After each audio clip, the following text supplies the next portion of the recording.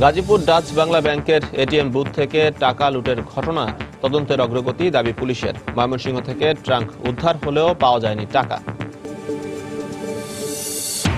দেশের বেশিরভাগ শিক্ষা প্রতিষ্ঠান পরিণত হয়েছে ব্যবসা প্রতিষ্ঠানে। নানা ফিয়ের নামে অর্থ হাতিয়ে নেওয়ার অভিযোগ। শিক্ষা পণ্য হলে বৈষম্য বাড়বেই বলছেন শিক্ষাবিদরা। আগামী অর্থ বছরে বাজেটের আকার হতে পারে ৩,৪০,০০০ কোটি টাকা, জানালেন অর্থমন্ত্রী। প্রবৃদ্ধি লক্ষ্যমাত্রা ৭.২%। এবং টাঙ্গাইলে সরিষা ক্ষেতে বাণিজ্যিকভাবে মধু চাষ করে লাভবান মৌয়ালরা। সরিষার উৎপাদন ১.৫ গুণ বেড়ে যাওয়ায় খুশি কৃষক।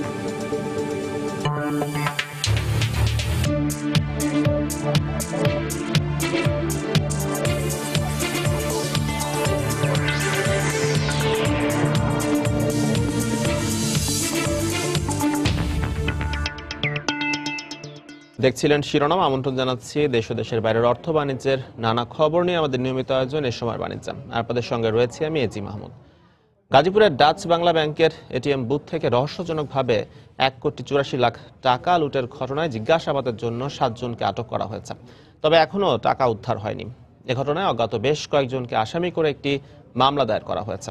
ঘটনার মূল হোতাদের বের করতে সিসিটিভির ফুটেজ সহ নানা আলামত সংগ্রহ করে তদন্ত শুরু করেছে পুলিশ। গাজীপুর থেকে মনিরুল আলম এবং ময়মনসিংহ থেকে হারুনুর রশিদের পাঠানো তথ্য ছবি নিয়ে ডেস্ক রিপোর্ট। নিরাপত্তারক্ষী জানায়, গতরাতে ব্যাংকের ভোল্টে টাকা রাখার দায়িত্বে থাকা মানি প্ল্যান্ট প্রতিষ্ঠান বুথে টাকা রাখতে আসে।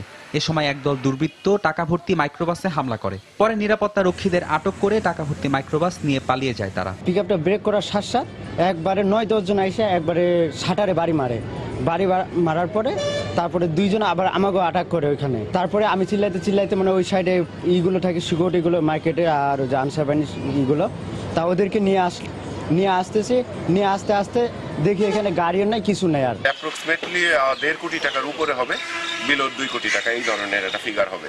এদিকে পুলিশ জানায়, মানি প্ল্যান্ট নামের প্রতিষ্ঠানটির বক্তব্য সুস্পষ্ট না হয় সিসিটিভির ফুটেজ দেখে ও আরো তদন্ত সাপেক্ষে ঘটনায় জড়িতদের চিহ্নিত করতে হবে। যেহেতু তাদের কাছে দুটো আর্মস ছিল, আর্মস দুটো ইউজ করে নেই এবং তারা এক এক সময় এক এক কথা বলতেছে, আমি এখানে ছিলাম, আমি ওখানে ছিলাম। এ কারণে আমরা বিষয়টা ভালো করে খতিয়ে দেখব। প্রথম ওই সময় রাত্রে আমাদের কাছে বলেছিল যে ১,২,০০,০০০ টাকা, আর এখন মালিক পক্ষ এসে বলল ১,৮৪,০০,০০০ বা সামথিং আপ ডাউন হবে এরকম বলতেছে। এ ঘটনার পর সকালে ময়মনসিংহের ফুলবাড়িয়া উপজেলার বাঁশদি গ্রামের একটি পুকুর থেকে ২টি ট্রাঙ্ক ও ডাচ বাংলা ব্যাংকের একটি এটিএম কার্ড উদ্ধার করা হয়। এমনকি এগুলোর সাথে টাকা লুটের ঘটনার সম্পৃক্ততা রয়েছে বলেই নিশ্চিত করেছে পুলিশ। ওই ঘটনার যে আলামত, সেটা ব্যাংক কর্তৃপক্ষ এবং সংশ্লিষ্ট কর্তৃপক্ষের সাথে কথা বলে আমরা যতটুকু জানতে পেরেছি যে সেই লুটের আলামত হিসেবে জানতে পেরেছি।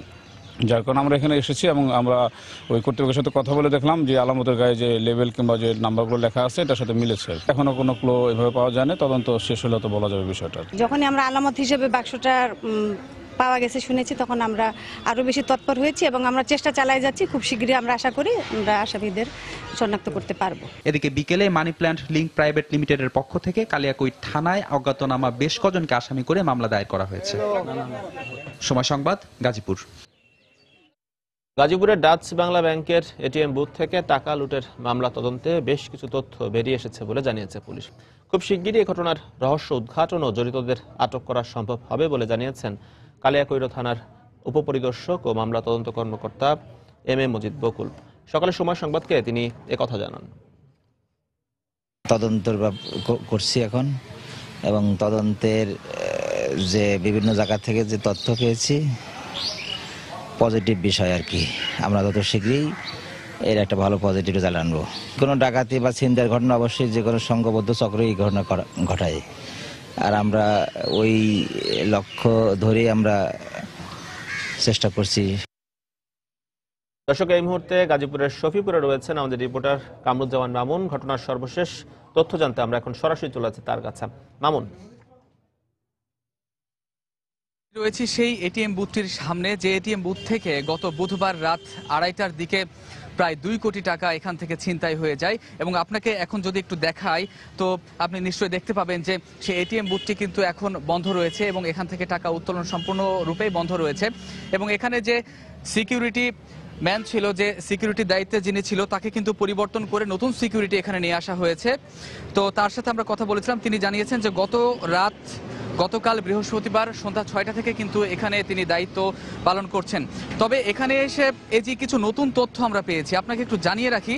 এখানে এসে কিন্তু আমরা পাশের যে দোকানদার রয়েছে, ব্যবসায়ীরা রয়েছে, তাদের সাথে কথা বলেছি। তারা যেমনটি জানিয়েছেন আমাদেরকে, তারা বলছেন যে সেই মানি প্ল্যান্টের যে লোকজন এই ভল্টে টাকা রাখতে আসেন, যে গাড়িটি আসে, সেটি বরাবর তারা দেখেই থাকেন যে রাত 10টা থেকে 11টা, সর্বোচ্চ 11:30টার মধ্যে এখানে এসে টাকাগুলো রেখে চলে যায়। কিন্তু এই যেদিন এই টাকাগুলো ছিনতাই হয় সেদিন তারা রাত 2:30টায় কেন এসেছিল, এত রাতে কেন এসেছিল, সেই প্রশ্ন করেছেন এখানের যারা ব্যবসায়ী রয়েছেন। তারা বলছেন যে এখানে একজন হোটেল ব্যবসায়ী, খাবার দোকানদার যিনি রয়েছেন, তিনি বলছেন যে তারা 11:30টার ভেতরে এসে টাকা রেখে তার দোকানেই খাওয়া দাওয়া শেষ করেন। কিন্তু সেদিন তারা আসলে কেন রাত 2:30টায় এসেছিলেন এমন প্রশ্ন তিনি রেখেছেন, এবং তারা বলছেন যে আসলে এর সাথে হয়তো যারা এই মানি প্ল্যান্টের সিকিউরিটি রয়েছে, যারা কর্মকর্তা রয়েছে, তারাই জড়িত, এমনটা ধারণা করছেন তারা। আরেকটি উল্লেখযোগ্য ব্যাপার আপনাকে জানিয়ে রাখি যে এই ভল্টে যখন টাকা রাখা হয় তার পাশেই কিন্তু অ্যাপেক্সের একটি বড় প্রতিষ্ঠান রয়েছে এখানে। তো অ্যাপেক্সের সেই প্রতিষ্ঠানে কিন্তু 24 ঘন্টায় সিকিউরিটি রয়েছে। তো এত বড় একটি ঘটনা এখানে ঘটে গেল, তারপরেও অ্যাপেক্সের সিকিউরিটি বা এখানে কিন্তু সাইরন বাজানোর সিস্টেমও রয়েছে। তো এত বড় একটা ঘটনা ঘটে গেল, এখানে কোনো আওয়াজ হলো না এবং এখানে কোনো সিকিউরিটিরা তারা আসলে কেউ কোনো ভাবে এগিয়ে আসলো না। এই বিষয়টা নিয়ে কিন্তু একটু ধূম্রজাল তৈরি হয়েছে। আপনাকে জানাই যে এখানে আরেকটি নিয়ম রয়েছে কিন্তু এটিএম বুথে টাকা রাখার জন্য, যে যখন ভল্টে টাকা রাখা হবে তখন কিন্তু ভেতর থেকে ভল্টটি বন্ধ থাকবে এবং তখন কোনো গ্রাহক কিন্তু ভল্টের ভেতরে ঢুকতে পারবেন না এবং ভল্টের বাইরে সিকিউরিটি দণ্ডায়মান থাকবে। তো এমন নিয়মও কিন্তু সেদিন মানা হয়নি। এমন একজন প্রত্যক্ষদর্শীকে আমরা পেয়েছিলাম যিনি বলছিলেন যে তিনি যেমনটি দেখেছেন যে সেদিন ভল্টের ভেতরে যারা ঢুকেছিলেন, ঢুকে কিন্তু ভেতর থেকে ভল্টটি বুথের দরজাটি বন্ধ করা ছিল না এবং বাইরে যে সিকিউরিটি ছিল, যে 2জন সিকিউরিটি ছিল, সেই 2জন সিকিউরিটির কাছে 2টি গান থাকলেও সেই 2টি গানই ছিল একজন সিকিউরিটির কাছে। এমন কিছু তথ্য এখানে তারা আমাদেরকে দিয়েছেন যেখান থেকে কিছুটা প্রতীয়মান হয় যে আসলে হয়তো তারা যারা এখানে এসেছিলেন টাকাগুলো রাখতে, তারা হয়তো এর সঙ্গে জড়িত থাকতে পারেন। পুলিশও কিন্তু আসলে প্রাথমিকভাবে ধারণা করছে যে এমনটি হতে পারে। আমরা কিন্তু সকালবেলা কালিয়াকৈর থানা থেকে ঘুরে এসেছি, সেখানে কিন্তু তদন্ত কর্মকর্তা যিনি এই মামলার তদন্ত করছেন তার সঙ্গে কথা বলেছি। তিনি যেমনটি জানিয়েছেন যে এখন পর্যন্ত উল্লেখযোগ্য কোনো অগ্রগতি না থাকলেও তারা বলছেন যে একটি সংঘবদ্ধ চক্র এটি করেছে এবং তারা সব বিষয়গুলো মাথায় রেখেই আসলে এই বিষয়টি তদন্ত করছেন। তবে সিসিটিভির ফুটেজ দেখে, পাশেই যে সিসিটিভির দেখার ব্যবস্থা রয়েছে অ্যাপেক্সের এবং পাশে আরও কয়েকটি প্রতিষ্ঠান রয়েছে, সেই কোনটির আওতায় আসলে এই এটিএম বুথটি পড়ে সেই সিসিটিভির ফুটেজগুলো আসলে পর্যালোচনা করা হচ্ছে। তবে আমরা সাংবাদিকরা চেয়েছিলাম সেই সিসিটিভির ফুটেজ যে আমাদেরকে তারা দেবেন কিনা, তো তারা বলেছেন যে তদন্তের স্বার্থে এখন আসলে সিসিটিভির ফুটেজগুলো তারা তাদের নিজেদের কাছে রাখছেন এবং কিছু দূর এগুতে পারলে তারা আসলে যদি 100% 100% নিশ্চিত হতে পারেন যে কারাই কাজগুলো করেছে, তখনই তারা আসলে সিসিটিভির ফুটেজগুলো দিয়ে আমাদের সঙ্গে আসলে সংবাদ সম্মেলনে বিস্তারিত জানাবেন। তো এই যে এখন পর্যন্ত আমার কাছে এই ছিল গাজীপুরের কালিয়াকৈর উপজেলার শফিপুরে এটিএম বুথের সামনে থেকে শেষ। দর্শক, গাজীপুরের শফিপুর থেকে আমাদের সঙ্গে সরাসরি যোগ দিয়েছিলেন সহকর্মী কামরুজ্জামান মামুন। যাচ্ছি পরের প্রসঙ্গে। শিক্ষা মানুষের মৌলিক অধিকার হলেও এখন ব্যবসা প্রতিষ্ঠানে পরিণত হয়েছে শিক্ষা প্রতিষ্ঠান। স্কুল, কলেজ, বিশ্ববিদ্যালয়, মেডিকেল ও ইঞ্জিনিয়ারিং সহ বিভিন্ন শিক্ষা প্রতিষ্ঠানে ভর্তি, সেশন, কোচিং ও পরীক্ষা ফি সহ বিভিন্নভাবে প্রতিনিয়ত টাকা নেয়ার হার বাড়ছে। অভিভাবকদের অভিযোগ, সন্তানদের জন্য তারা বাধ্য হচ্ছেন শিক্ষা প্রতিষ্ঠানের এসব খরচ মেটাতে। এদিকে শিক্ষাবিদরা বলছেন, যে দেশে শিক্ষা পণ্য হয় সে দেশে বৈষম্য বাড়ে।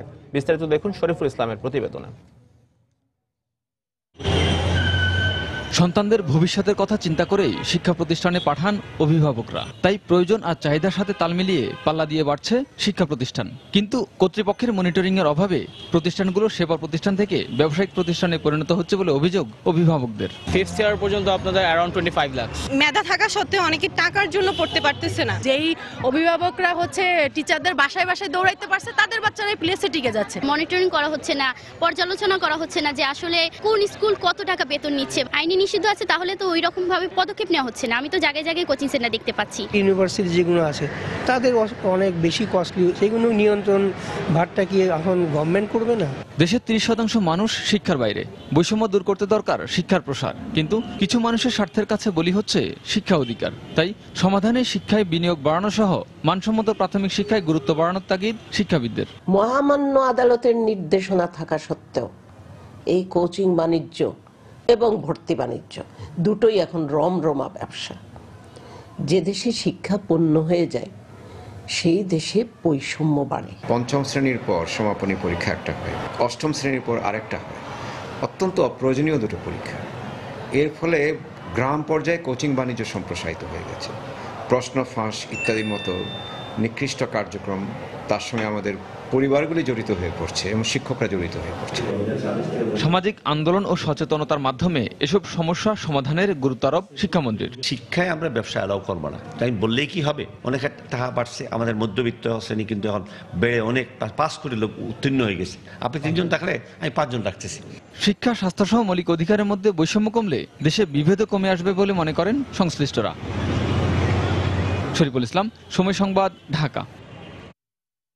বন্দরনগরী চট্টগ্রামে অযত্ন আর অবহেলায় কোটি কোটি টাকা খরচ করে বানানো বিভিন্ন ভাস্কর্য ও ফোয়ারাগুলোর বেহাল দশা। সৌন্দর্য বাড়ানোর জন্য বানানো এসব ভাস্কর্য সৌন্দর্য বাড়ানো তো দূরে থাক, এখন নগরীর সৌন্দর্য হানির কারণ হয়ে দাঁড়িয়েছে।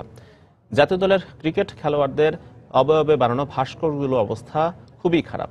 অবশ্য তার চেয়েও শোচনীয় অবস্থা টাইগার পাসে স্থাপন করা বাঘদের। বিস্তারিত জানাচ্ছেন পার্থপ্রতিম বিশ্বাস।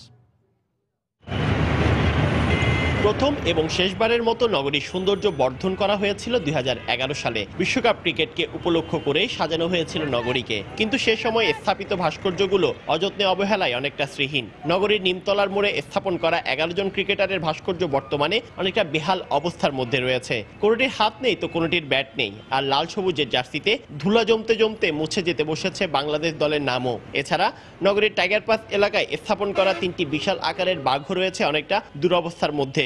নগরীর প্রবর্তক মোড়, জিএসসি মোড় এবং কাজীরদিয়ারির মোড়ে নির্মাণ করা ফোয়ারাগুলোর এখন আর অস্তিত্ব খুঁজে পাওয়া যায় না। প্লেয়াররা কিন্তু পৃথিবীর মানচিত্রের মধ্যে আমাদের দেশটাকে তুলে ধরেছেন, যেখানে ওদেরকে আমাদের অনেক উপরে স্থান দেওয়া উচিত, সেখানে ওদেরকে আমরা এভাবে অসম্মান করে ফেলে রাখছি। আমরা চাই সিটি কর্পোরেশনের পক্ষ থেকে এগুলা ভালো করে রক্ষণাবেক্ষণ করো, নগরের সৌন্দর্য রক্ষার্থে। যথাযথ রক্ষণাবেক্ষণ ও তদারকির অভাবে এসব স্থাপনা এখন নগরীর সৌন্দর্যহানির কারণ হয়ে দাঁড়িয়েছে বলে মনে করেন এই নগর পরিকল্পনাবিদ। এগুলি সংশোধন তো দূরের কথা, রক্ষণাবেক্ষণও করা হয়নি এবং এটি যা হওয়ার কথা তাই হয়েছে। এবং চট্টগ্রাম শহরকে সৌন্দর্য বর্ধন করার জন্য যা করা হয়েছিল সেটি আরো কুৎসিত করেছে শহরকে। যেহেতু এসব ভাস্কর্য স্থাপন করা হয়েছিল আগের মেয়র এম মঞ্জুর আলমের আমলে, তাই এর দায়ভার নিতে রাজি নন বর্তমান মেয়র। উনি হয়তো ওনার দৃষ্টিভঙ্গি থেকে এটা স্থাপন করেছেন। আমি মনে করি যে আমরা কোনো কিছু করার আগে আমার দীর্ঘমেয়াদী একটা চিন্তা করা উচিত। 2011 সালে বায়োস্কোপ নামে ঢাকার একটি প্রতিষ্ঠানকে এসব ভাস্কর্যগুলোর নির্মাণ কাজ দেওয়া হয়েছিল, যার অর্থায়ন করেছিল স্থানীয় সরকার মন্ত্রণালয়। পার্থপ্রতিম বিশ্বাস, সময় সংবাদ, চট্টগ্রাম। রাজধানীর কাঁচা বাজারে গেল সপ্তাহের তুলনায় আরেক দফা বেড়েছে বেশিরভাগ সবজির দাম। তবে সিম, কাঁচামরিচ সহ কয়েকটি সবজির দাম স্থিতিশীল রয়েছে। আর সরবরাহ ঘাটতির অজুহাতে 100 টাকা পর্যন্ত বেড়েছে মাছের দাম। পাইকারি ও খুচরা বাজারে মাছ ও সবজির দামের পার্থক্য অনেক বেশি দাবি করে বাজার মনিটরিং প্রয়োজন বলে মনে করছেন ক্রেতারা। তবে গেল সপ্তাহের দামেই বিক্রি হচ্ছে গরু ও খাসির মাংস। রাজধানীর মহাখালী কাঁচা বাজার ঘুরে এসে বিস্তারিত জানাচ্ছেন কামরুল হাসান সবুজ। সবজির পর্যাপ্ত সরবরাহ রয়েছে রাজধানীর কাঁচা বাজারে। বিক্রেতারা জানালেন বরবটি, ঢেঁড়স, করলা, পটল সহ বাজারে নতুন আসা সবজি বিক্রি হচ্ছে 50 থেকে 60 টাকা কেজি দরে, যা গত সপ্তাহের তুলনায় 10 টাকা বেশি। তবে টমেটো, মিষ্টি কুমড়া, গাজর সহ কয়েকটি সবজি বিক্রি হচ্ছে 25 থেকে 40 টাকার মধ্যে। আজকের বাজারে অনেক কিছুর দাম বাড়তে, কালকের বাজার থেকে আজকের বাজারে অনেক দাম বাড়তে। শীতের সবজি যা আছে ফুলকপি, পাতাকপি, সিম 20 থেকে 25, মরিচ, টমেটো 20 থেকে 25। চাহিদাটা এবং সরবরাহটা এটার মধ্যে সমন্বয় করতে পারলেই আমাদেরটা বাজারটা ঠিক আসবে, এবং এটাকে গভর্নমেন্টের তরফ থেকে মনিটরিং করতে হবে। মনিটরিং না করলে এইভাবে আল্লাহর ওয়াস্তে ছেড়ে দিলে হবে না। কারণ বাজারে যে রেটে জিনিসগুলো বিক্রি হয়, মহাখালী বাজারে তার চেয়ে অনেক বেশি দামে বিক্রি হয়। মাছ বাজারও ঊর্ধ্বমুখী জানালেন বিক্রেতারা। বাজারে প্রতি কেজি পাবদা 900, নদীর চিংড়ি 900 হলেও ঘেরের চিংড়ি 450, কই আর 5 মিশালি মাছ বিক্রি হচ্ছে 200 টাকায়। চিংড়ি মাছ গত সপ্তাহে কেজি 550 টাকা, আজকে 600 টাকা। এরকম সব মাছের দামে 50, 20, 100 টাকা গ্রাম প্রতি কেজিতে বেশি। বোয়াল 1.5 কেজি সাইজ মনে করেন বিক্রি করি 450, চিতল 450 বেশি, 500 বেশি। আর তো মাছ কম দেখে পাওয়া যায় না, দেখে দাম মনে করেন বাড়তি। কাতল 3 কেজি সাইজে বেচতেছি মনে করেন 350, 320। দেশি গুলছাড়া যেটা বেচতেছি 550, 500 টাকা। এবারে মেনি মাছ আছে 350।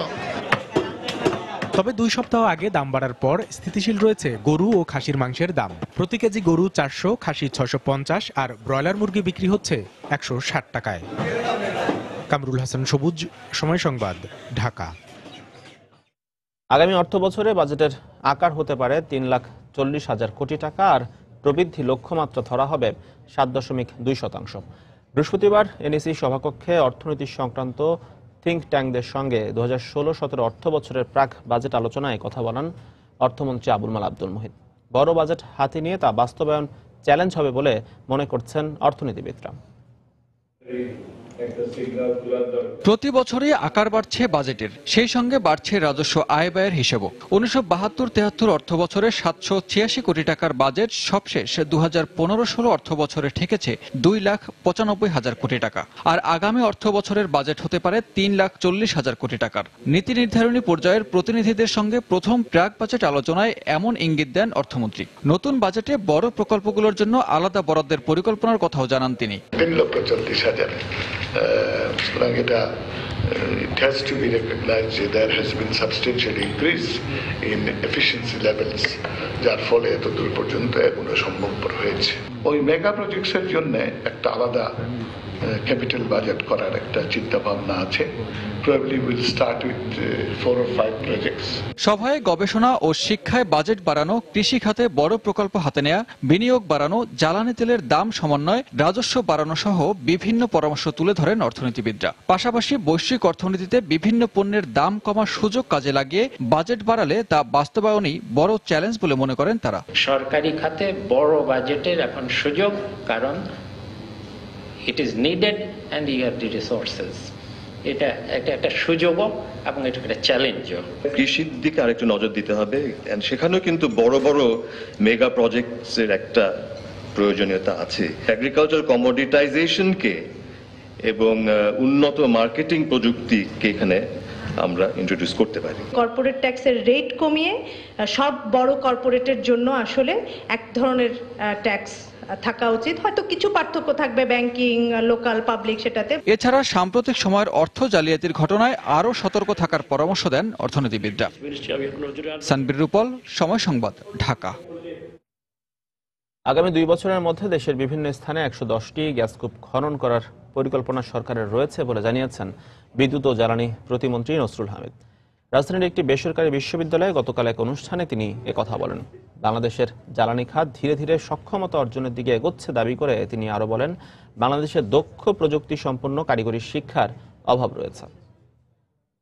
আগামী 2 বছর আমি 110টি ড্রিলিং করতে যাব গ্যাসের জন্য।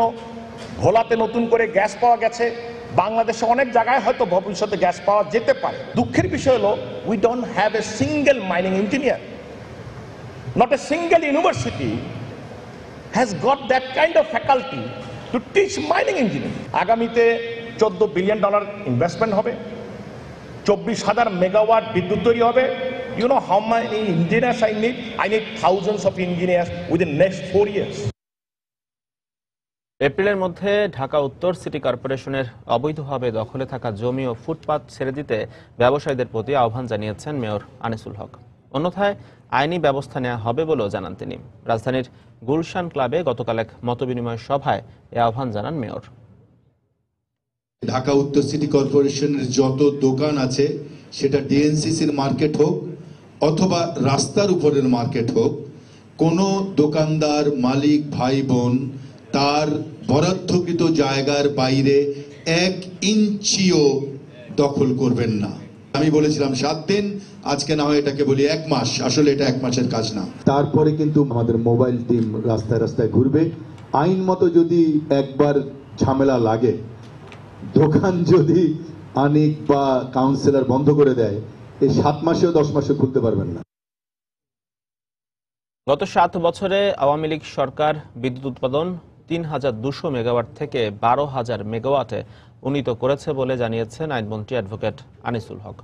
গতকাল সন্ধ্যায় ব্রাহ্মণবাড়িয়ার আখাউড়ার কর্মমঠ উচ্চ বিদ্যালয় মাঠে বিদ্যুৎ সংযোগ উদ্বোধন শেষে তিনি একথা বলেন। এদিকে নতুনের সংযোগের মধ্য দিয়ে উপজেলার 748টি পরিবার বৈদ্যুতিক সুবিধা পাচ্ছে বলে জানানো হয়। অনুষ্ঠানে স্থানীয় জনপ্রতিনিধি সহ বিভিন্ন শ্রেণী পেশার মানুষ উপস্থিত ছিলেন। 2009 সালে বৈশ্বিক প্রবৃদ্ধির হার ক্রমাগত নিম্নমুখী ও অর্থনীতির মন্দা অব্যাহত থাকলেও চলতি অর্থবছরে বাংলাদেশের 7% প্রবৃদ্ধি অর্জন করবে বলে আবারও দাবি করেছেন পরিকল্পনা মন্ত্রী আহম মুস্তফা কামাল। বৃহস্পতিবার institute for inclusive finance and development INM এর ডিপ্লোমা কোর্সের সনদপত্র বিতরণ অনুষ্ঠানে পরিকল্পনা মন্ত্রী কথা বলেন। এ সময় তিনি আরও বলেন, তৃণমূল পর্যায়ের মানুষকে উন্নয়নের মূল ধারায় যুক্ত করতে সরকার বিভিন্ন উন্নয়ন প্রকল্প নিয়েছে। সবাইকে নিয়েই দেশ এগিয়ে যাচ্ছে। যখন বাংলাদেশ মধ্যম আয়ের দেশ হবে তখন গ্রাম আর শহরের মধ্যে কোনো পার্থক্য থাকবে না। অনুষ্ঠানে INM এর ক্ষুদ্র ঋণ বিষয়ক ডিপ্লোমা কোর্সের দ্বিতীয় ও তৃতীয় ব্যাচের 54 জন শিক্ষার্থীর হাতে সনদপত্র তুলে দেন পরিকল্পনা মন্ত্রী। ইনস্টিটিউটের চেয়ারম্যান অর্থনীতিবিদ খলিকুজ্জামান বলেন, ক্ষুদ্র ঋণের অর্থবহ ব্যবহার করা গেলে দক্ষ মানব সম্পদ ও টেকসই অর্থনৈতিক উন্নয়ন হবে।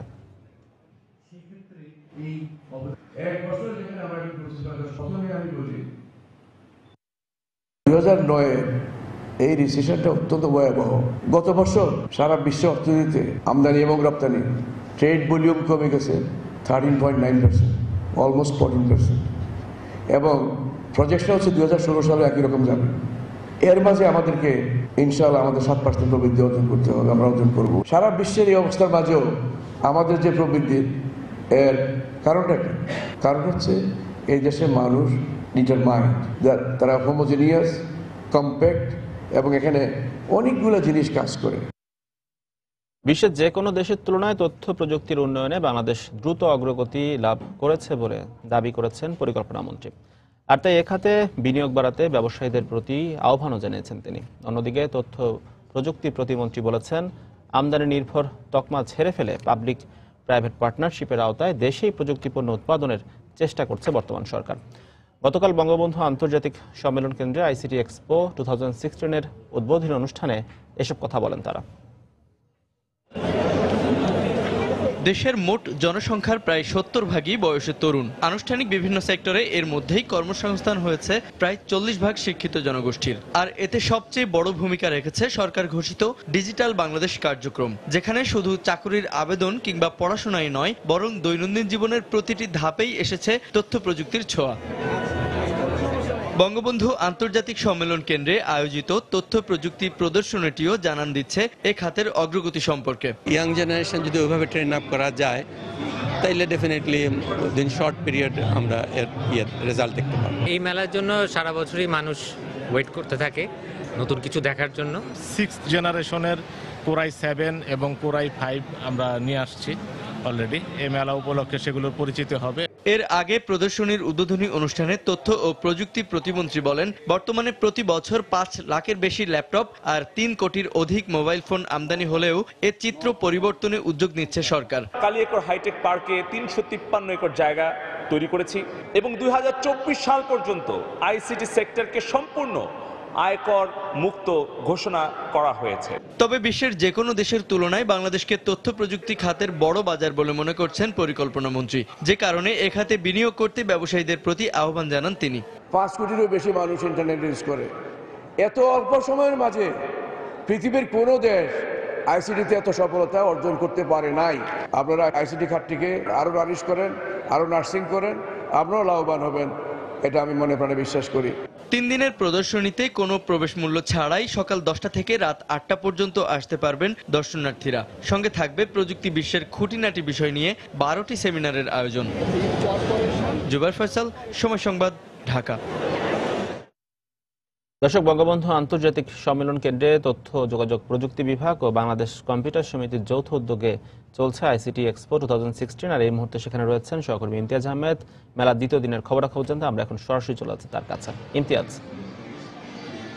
এজি, বাংলাদেশ ICT এক্সপো 2016 অর্থাৎ ICT খাতের যতগুলো প্রতিষ্ঠান রয়েছে কিংবা যতগুলো বিভাগ রয়েছে তারা সবাই অংশগ্রহণ করেছে এই মেলায়। আপনি জানেন গতকালে মেলা উদ্বোধন করা হয়েছে এবং আজকের মেলার তৃতীয় দিন।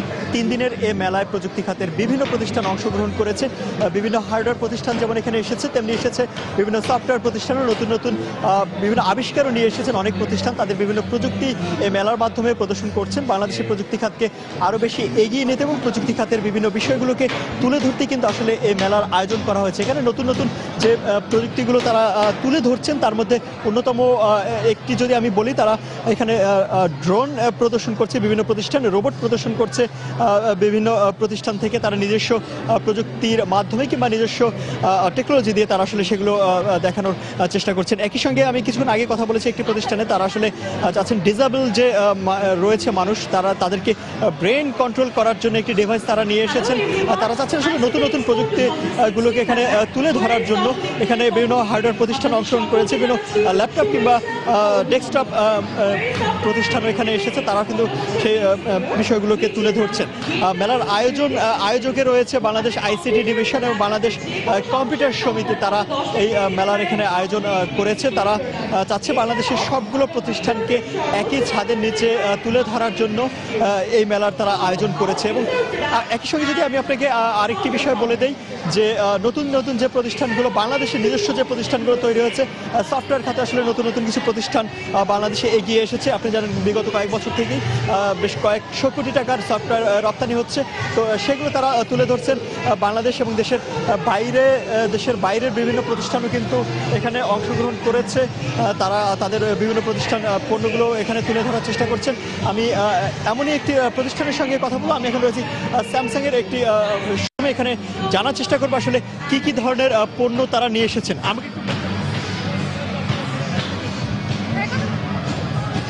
আমরা কার্ভ টিভি, প্রিন্টার, এছাড়াও আমাদের এখানে লাইক বিলবোর্ড অথবা প্রজেক্টর হিসেবে যে টিভিগুলো আমরা বিজনেস ক্লাস হিসেবে ইউজ করতে পারি সে ধরনের প্রোডাক্ট নিয়ে আমরা নিয়ে আসছি। ধন্যবাদ আপনাকে।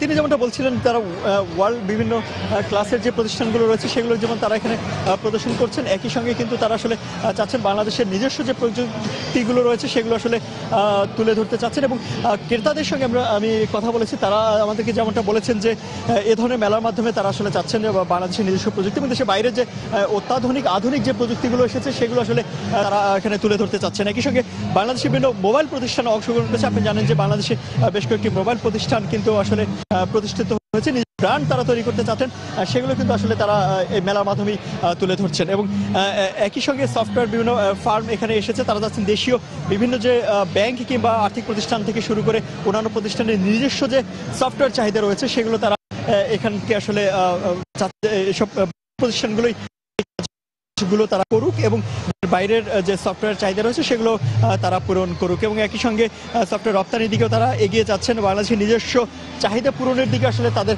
সর্বোচ্চ গুরুত্ব রয়েছে।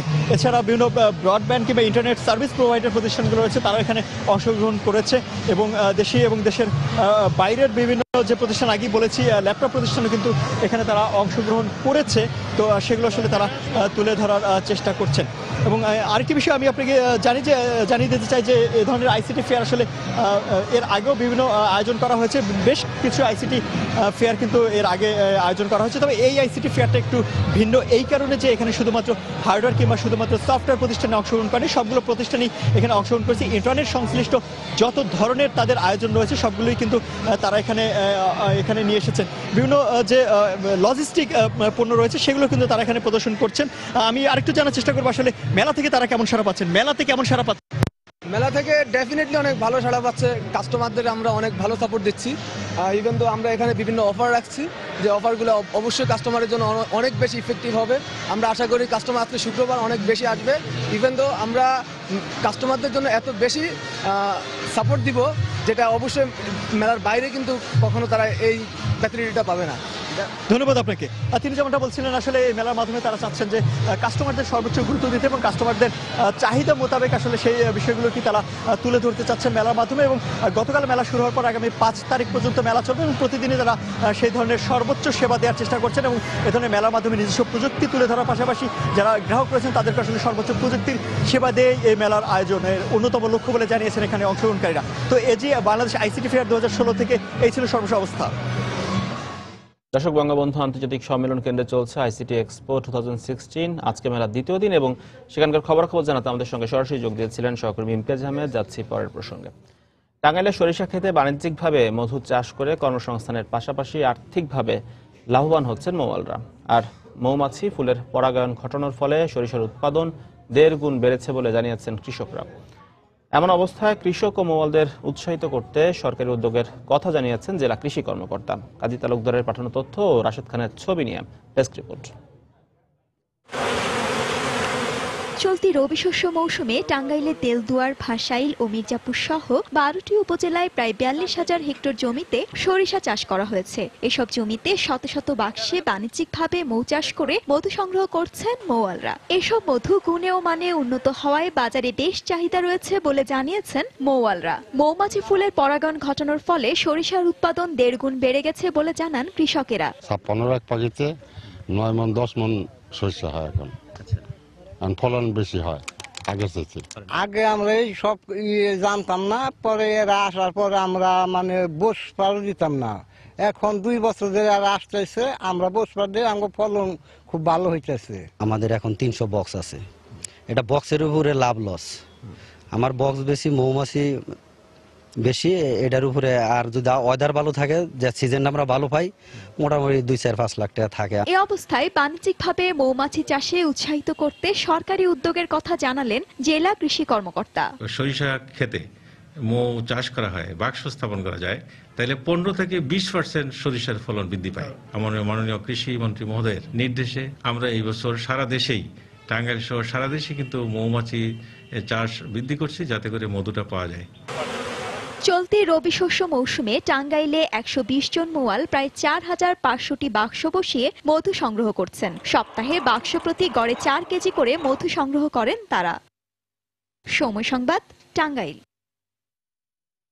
প্রবীণ স্বাস্থ্য সুরক্ষা করি, সুস্থ বার্ধক্য করি প্রতিপাদ্যকে সামনে রেখে প্রবীণদের স্বাস্থ্যকর জীবনযাপন শীর্ষক সচেতনতামূলক প্রচারণা শুরু করতে যাচ্ছে স্বাস্থ্য অধিদপ্তর ও স্বাস্থ্য শিক্ষা ব্যুরো।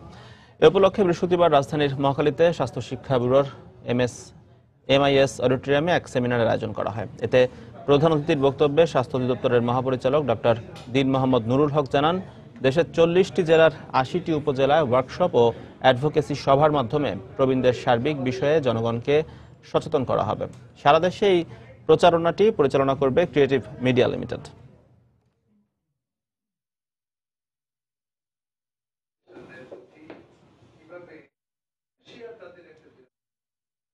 আগামী ৬ মে সেরা ৭ প্রতিযোগী নিয়ে ম্যাঙ্গলি চ্যানেলাই সেরা নাচিয়ে ২০১৫ সিজন ৩ এর মহা উৎসব হওয়ার সম্ভাবনা রয়েছে বলে জানিয়েছে প্রতিষ্ঠানটি।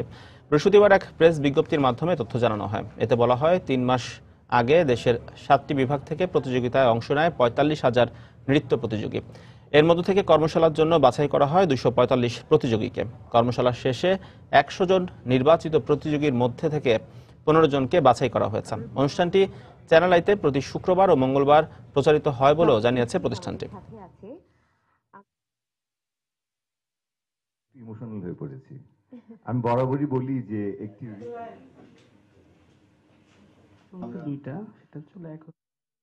রিমেম্বারিং কমিউনিজম নিয়ে ব্র্যাক বিশ্ববিদ্যালয়ে আয়োজন করা হয়েছে লেকচার সিরিজের। বৃহস্পতিবার রাজধানীর মহাখালীতে ব্র্যাক সেন্টার ইনে এই লেকচার সিরিজের আয়োজন করা হয়। প্রতিষ্ঠানটি বিভিন্ন সময়ে দেশ বিদেশের স্কলারদের নিয়ে এই সিরিজের আয়োজন করে থাকে। আজ বক্তব্য রাখেন যুক্তরাষ্ট্রের পেনসিলভেনিয়া বিশ্ববিদ্যালয়ের প্রফেসর আনিয়া লুম্বা। রিমেম্বারিং কমিউনিজমের ধারণাটি নেওয়া হয়েছে ১৯৪২ সালের ভারতের কমিউনিস্ট পার্টির কর্মকাণ্ডকে কেন্দ্র করে।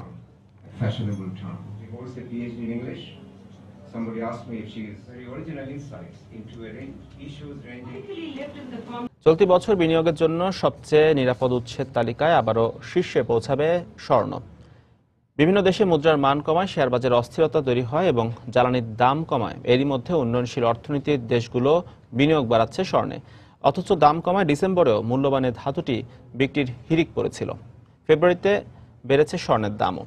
যুক্তরাষ্ট্রের পূর্বাভাস, ২০১৬ সালে ১৬৭৮ মেট্রিক টন স্বর্ণ মজুদের পরিমাণ বাড়বে। বর্তমানে ১ আউন্স স্বর্ণের দাম $১,২২৯।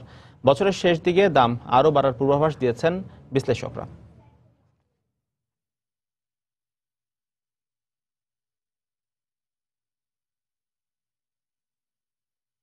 গেল ২০ মাসের মধ্যে প্রথমবারের মতো জানুয়ারিতে জ্বালানির তেলের বাজার ঘুরে দাঁড়াতে শুরু করেছে বলে পূর্বাভাস দিয়েছেন বিশ্লেষকরা। বর্তমানে ব্যারেল প্রতি জ্বালানির দাম পৌঁছেছে $৩৬.৬১। রাশিয়ার জ্বালানি মন্ত্রী জানিয়েছেন, উত্তোলন না কমানোর সিদ্ধান্তে অটল থাকছে রাশিয়া। তিনি আরও বলেন, চলতি বছর এবং আগামী বছরেও জ্বালানি তেলের দাম কম থাকবে। তবে তেলের অতিরিক্ত উত্তোলন এবং মজুদের নেতিবাচক প্রভাব যুক্তরাষ্ট্রের অর্থনীতিতে পড়বে। তবে মর্গান স্ট্যানলি বলছে, অয়েল জায়ান্ট সৌদি আরব এবং রাশিয়ার জ্বালানির উত্তোলন কমানোর সিদ্ধান্ত তেলের বাজারে ইতিবাচক প্রভাব ফেলবে। It believes with OPEC refusing to cut output, oversupply will keep building until next year. The low prices are hitting the পশ্চিমা বিশ্বের অব্যাহত নিষেধাজ্ঞা এবং জ্বালানি তেলের টানা দরপতনের মুখেও নিজেদের ব্যবসা বাণিজ্য সম্প্রসারণ করে চলেছে রাশিয়া। গত এক দশকের মধ্যে সবচেয়ে চাঙ্গা অবস্থায় রয়েছে মস্কো ও টোকিওর দ্বিপাক্ষিক বাণিজ্য, যা তাদের চাঙ্গা ব্যবসা বাণিজ্যেরই প্রমাণ দেয়। জাপানের অর্থ মন্ত্রণালয় জানিয়েছে, জাপানি কোম্পানিগুলো রাশিয়ার অটোমোবাইল শিল্পে বিনিয়োগ করছে। বর্তমানে বাণিজ্য বাড়াতে এবং কাস্টমস জটিলতা দূর করতে গ্রিন করিডোর স্থাপনের পরিকল্পনা করছে মস্কো ও Tokyo. Business. According to one Russia ban the import of cars if the West implements more cut jobs in Russia. ইউরোপে গাড়ির চাহিদা বাড়ায় ভালো বিক্রির প্রত্যাশা নিয়ে সুইজারল্যান্ডের জেনেভায় চলছে জেনেভা অটো শো 2016। বিশ্ববাজারে বিলাসবহুল গাড়ির চাহিদা থাকায় এবার ভালো বিক্রির প্রত্যাশা করছেন আয়োজকরা। এবারের জেনেভা অটোশোর চোখ ধাঁধানো আকর্ষণ ইতালির গাড়ি নির্মাতা প্রতিষ্ঠান বুগাটির জমকালো নীল রঙের এই সুপারকার। অত্যাধুনিক ইঞ্জিন সংবলিত এই গাড়িটির গতিবেগ ঘন্টায় 420 কিলোমিটার। বিলাসবহুল এবং এক্সক্লুসিভ এই গাড়িটির দাম 24 লাখ ইউরো।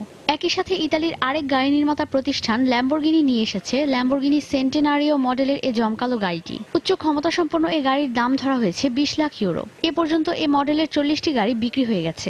বিলাসবহুল এসব সুপারকার বিক্রি নিয়ে এবার বেশ আশাবাদী অটোশোতে অংশ নেওয়া গাড়ি নির্মাতা প্রতিষ্ঠানগুলো। সুপারকারের চাহিদা বাজারে এখনো রয়েছে। তাছাড়া এইসব বিলাসবহুল গাড়ি বিশ্বের অটোমোবাইল ইন্ডাস্ট্রির জন্য বেশ গুরুত্বপূর্ণ। লাক্সারি গাড়ি কেনার মতো ক্রেতা এখনো রয়েছে। আর বিলাসবহুল গাড়ি প্রদর্শনীর জন্য জেনেভার চেয়ে ভালো স্থান আর নেই। ফক্সওয়াগন কেলেঙ্কারি এবং ইউরোপের অর্থনীতির ধীরগতির পরও এ অঞ্চলের বাজারে গাড়ির চাহিদা বাড়ায় এবারের অটোশো নিয়ে বেশ আশাবাদী ফোর্ড, বিএমডব্লিউর মতো প্রদর্শনীতে অংশ নেওয়া প্রতিষ্ঠানগুলো। গাড়ি নির্মাণের ক্ষেত্রে কার্বন নিঃসরণ কমানোর বিষয়টি মাথায় রাখার ব্যাপারেও বেশ সতর্ক প্রতিষ্ঠানগুলো। পরিবেশ দূষণের বিষয়টি মাথায় রেখেই এখন সব প্রতিষ্ঠান গাড়ি নির্মাণ করে। 2020 থেকে 2025 সালের মধ্যে বিশ্বে আরো বেশি হাইব্রিড গাড়ি থাকবে। আমরা সেই লক্ষ্য নিয়ে এগোচ্ছি। অত্যাধুনিক গাড়ির এই প্রদর্শনী চলবে আগামী 13ই মার্চ পর্যন্ত। ঈশিতা ব্রহ্ম, সময় সংবাদ। গেল বছরের অক্টোবরে মিশরের সিনাই উপত্যকায় রুশ যাত্রীবাহী বিধ্বস্তের ঘটনায় দেশটিতে কমে গেছে রুশ পর্যটকদের আনাগোনা। এ কারণে এখনো পর্যন্ত মিশর পর্যটন খাতে $130 কোটি পর্যন্ত লোকসান গুনেছে। বিষয়টি রাষ্ট্রীয় সংবাদ মাধ্যমকে নিশ্চিত করেছেন দেশটির প্রধানমন্ত্রী শেরিফ ইসমাইল। গেল সপ্তাহে কায়রোর পক্ষ থেকে জানানো হয়, সন্ত্রাসীরাই যাত্রীবাহী বিমানটিতে হামলা করে এবং এ ঘটনায় 224 জন রুশ পর্যটক প্রাণ হারান। মিশরের president Abdel Fattah al CC বলেন, দেশের পর্যটন খাতকে এবং মস্কোর সাথে কায়রোর বাণিজ্যিক সম্পর্ককে ক্ষতিগ্রস্ত করতেই সন্ত্রাসীরা এই হামলা চালিয়েছিল। এ ঘটনার পর মিশরের $700 কোটি পর্যটন খাত এবং দেশটির এভিয়েশন ইন্ডাস্ট্রিও হুমকির মুখে পড়েছে। গেল 20 বছরের মধ্যে গেল বছরে সবচেয়ে বেশি লোকসানে পড়েছে ব্রিটিশ পেট্রোলিয়াম বিপি। আন্তর্জাতিক বাজারে জ্বালানি তেলের দাম কমে যাওয়ায় লোকসানে পড়েছে প্রতিষ্ঠানটি। আর তাই পরিচালন ব্যয় কমাতে জনবল ছাঁটাইয়ের ঘোষণাও দিতে যাচ্ছে বিপি। সম্প্রতি প্রকাশিত এক প্রতিবেদনে বিপি জানিয়েছে, গেল বছরে $650 কোটি লোকসান হয়েছে তাদের। 2017 সালের মধ্যে 4000 কর্মী ছাঁটাই করা হতে পারে বলেও আভাস দিয়েছে প্রতিষ্ঠানটি। এদিকে গেল সপ্তাহে লোকসানের ঘোষণা দিয়েছে রয়্যাল ডাচ শেল, 13 বছরের মধ্যে যা সবচেয়ে বেশি।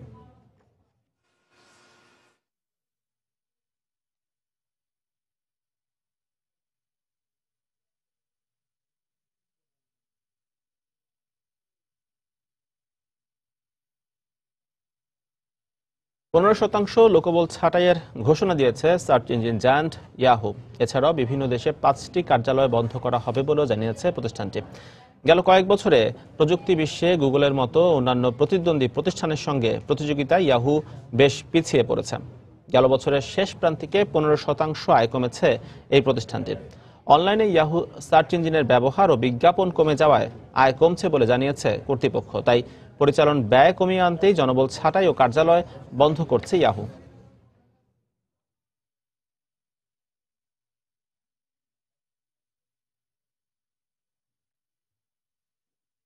আবারও জানিয়ে দিচ্ছি এ সময়ের বাণিজ্যের শিরোনামগুলো।